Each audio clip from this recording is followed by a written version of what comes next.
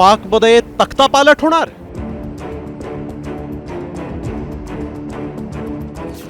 मुनीर करणार शहबाज शरीफ यांचा गेम? पाकमध्ये लष्करशाही येणार?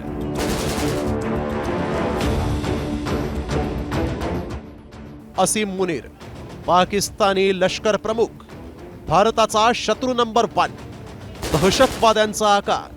मात्र भारताच्या ऑपरेशन सिंदूरनं असीम मुनीरची पोटी नाचक्की झाली. भारतानं पाकिस्तानी लष्कराला अक्षरशः धूळ चारली. त्यामुळेच आपलं अपयश लपवण्यासाठी असीम मुनीरनं थेट पाकिस्तानी पंतप्रधान शहबाज शरीफ यांच्यावर दबाव टाकून अयूब खान यांच्यानंतर फील्ड मार्शल ही सर्वोच्च पदवी मिळवली आणि इथूनच त्यानं पाकिस्तानच्या तख्तापालटाची स्क्रिप्ट लिहायला सुरुवात केली.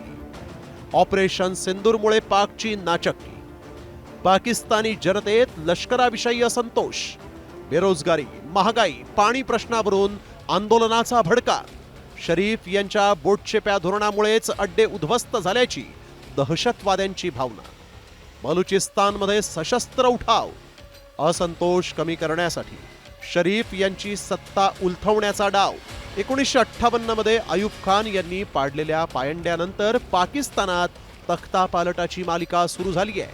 लष्कराला अपयश आलं की पाकिस्तानात तख्तापालट हे ठरलेलंच आहे. 1965, 1971 एवढंच नाही तर 1999 मध्ये कारगिल युद्धानंतरही पाकिस्तानात तख्तापालट झाल्याचा इतिहास आहे. मात्र ही तख्तापालटाची मालिका कशी सुरू झाली पाहूयात. 1953 पहिलं तख्तापालट जनरल मलिक गुलाम मोहम्मदनं ख्वाजा नजीमुद्दीन यांचं सरकार पाडलं. 1958 दुसरं तख्तापालट जनरल अयूब खाननं राष्ट्रपती इस्कंदर मिर्झांना हटवलं. 1977 तिसरं तख्तापालट जनरल जियाउल हकनं जुल्फिकार अली भुत्तोंची सत्ता उलथवली. 1999 चौथं तख्तापालट जनरल परवेज मुशर्रफनं नवाज शरीफ यांना हटवलं.